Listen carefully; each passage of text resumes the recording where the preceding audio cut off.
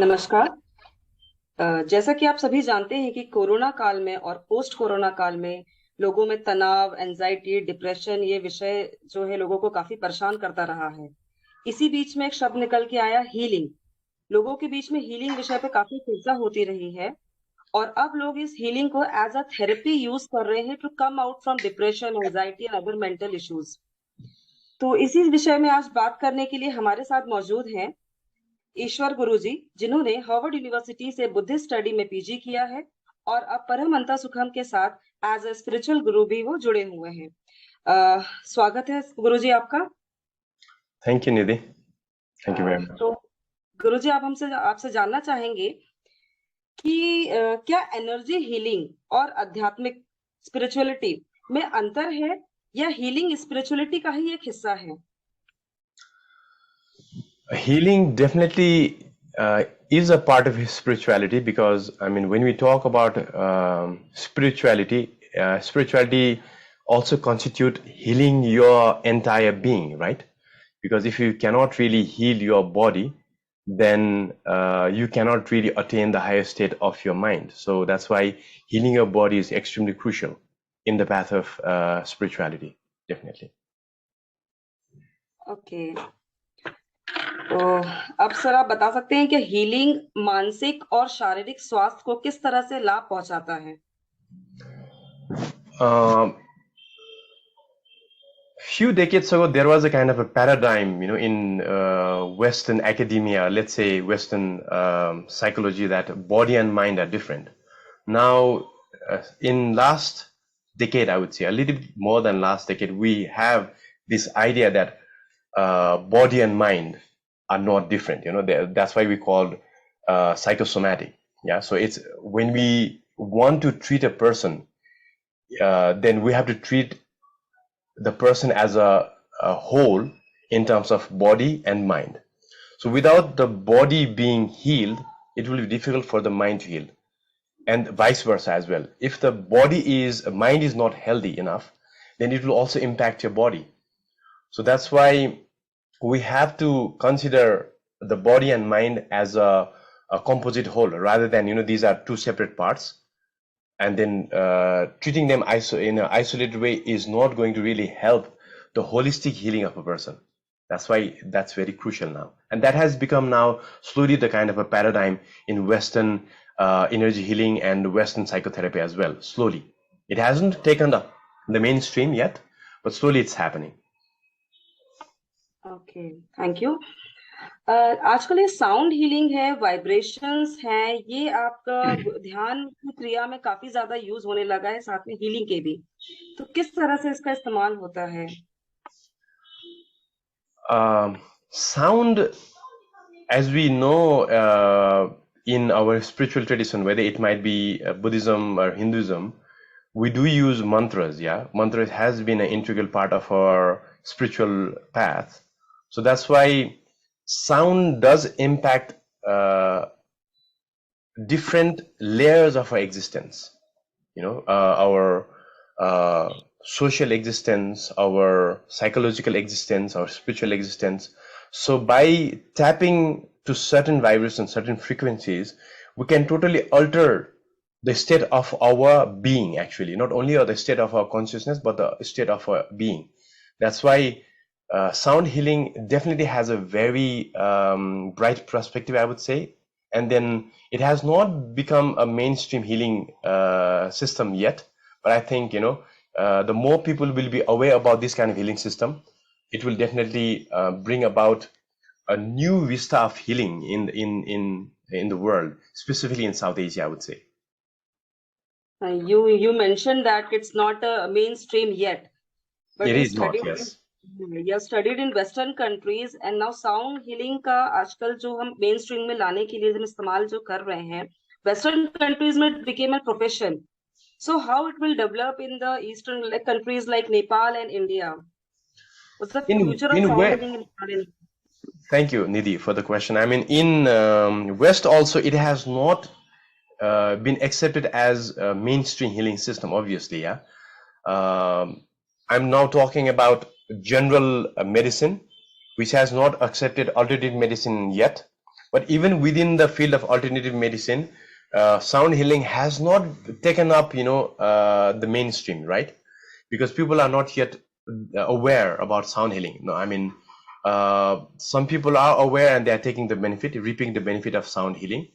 But in East, we have been using sound healing, as I mentioned you earlier, in the form of mantras, in the form of chanting, in the form of sometimes, different kind of musical stuff, yeah.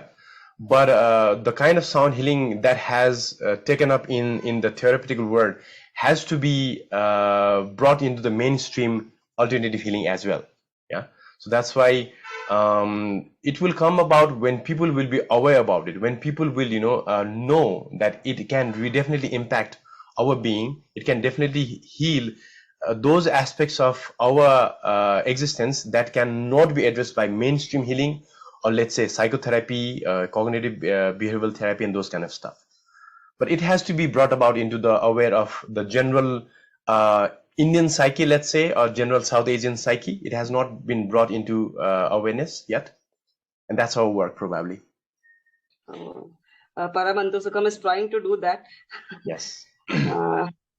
Sound healing or other energy healing, how does it affect positively on the mind and the personality, overall personality? What we have to be aware is that when we talk about sound healing, we are not only talking about certain vibration only. When we talk about sound, we are talking about the whole worldview that we have, because everything is made out of sound, right? Because the way we perceive the world is based on concepts, thoughts. And the way we get into negative vibration is because we take the existence of sound, certain kind of suggestions, certain kind of affirmation, negative affirmation, as real, as something which affects our existence, a part of our existence itself.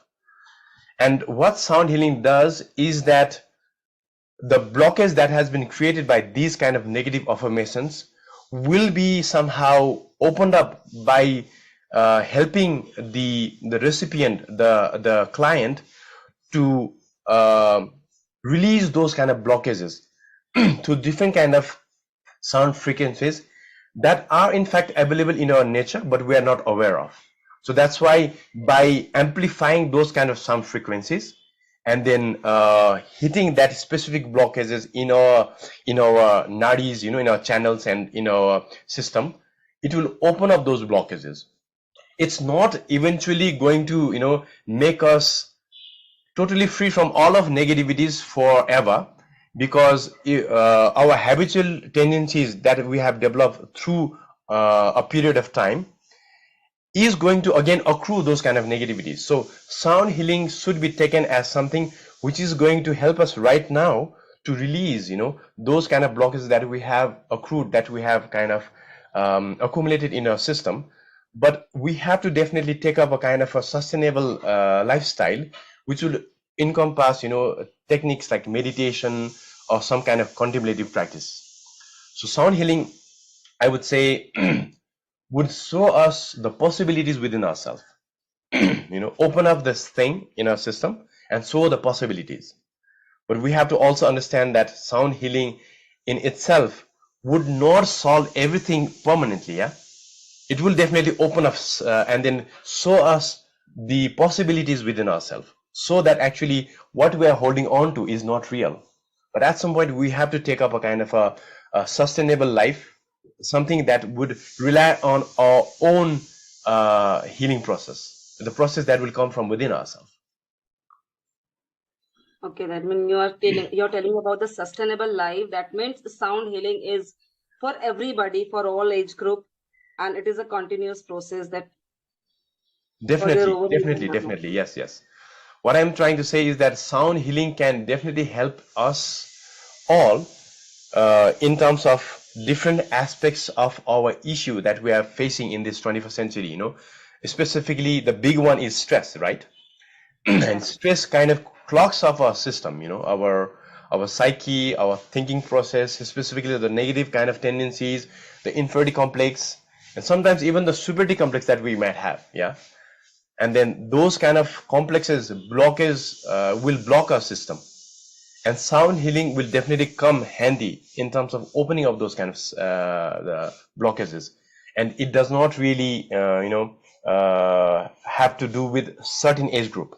It definitely will help anyone who is cognitively sound and who is able to receive the kind of energy that has been provided by the healer himself or herself. Yeah. Sir क्या गुरुजी healing जो है वो बिना किसी बाहरी माध्यम के भी संभव है? Is it possible without an exterior medium? Yeah, of course. Yeah, definitely. But I mean, that definitely requires initially some kind of guidance in the beginning. But at some point, when you know how to really acquaint yourself, with your psychosomatic system, then definitely you can be your own healer. But for that also, you need some kind of initiation by someone who is experienced in that kind of healing, right? Okay. एक बार हमारे audience के लिए आप और बता सकते हैं कि to come out from the anxiety and depression, how they should take the sound healing therapy and why it is necessary for them. Last message. So as we already mentioned, 21st century, we are all stressed, and one of the things which we don't have is time, right? One of the things which we cannot buy, which is very, very crucial, is time. So in order to really be your own healer, one of the factor is patience and perseverance. And those things come about when you invest a lot of time, in your own healing process.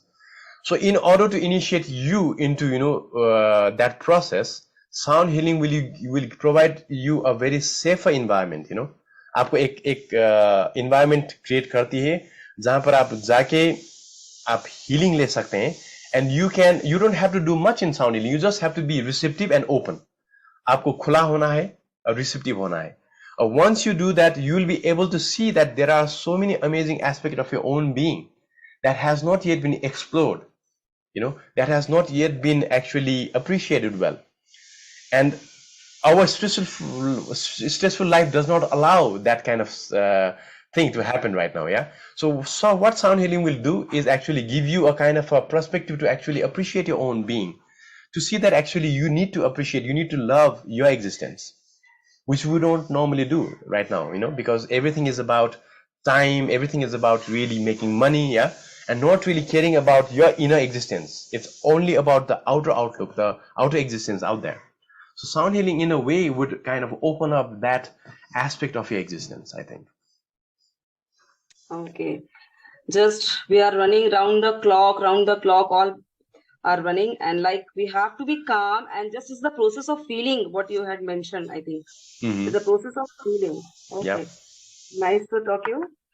Thank you so much, Nidhi. Yeah, and thank you very much for providing me the opportunity to share some ideas that I had regarding sound healing. But actually, I also want to mention that I myself am not a sound healer. I do know sound healing, and then I'm very happy that Amit is an expert in sound healing, and then Antah Sukham is doing a great job by helping people explore this aspect of healing, which is something pretty new in India. I mean, obviously there are some healers that are doing a lot in terms of sound healing in India, and I think Amit would be considered one of the pioneers, in probably in North India in that sense. So I would like to congratulate you and Amit as well in bringing this up to our Indian audience.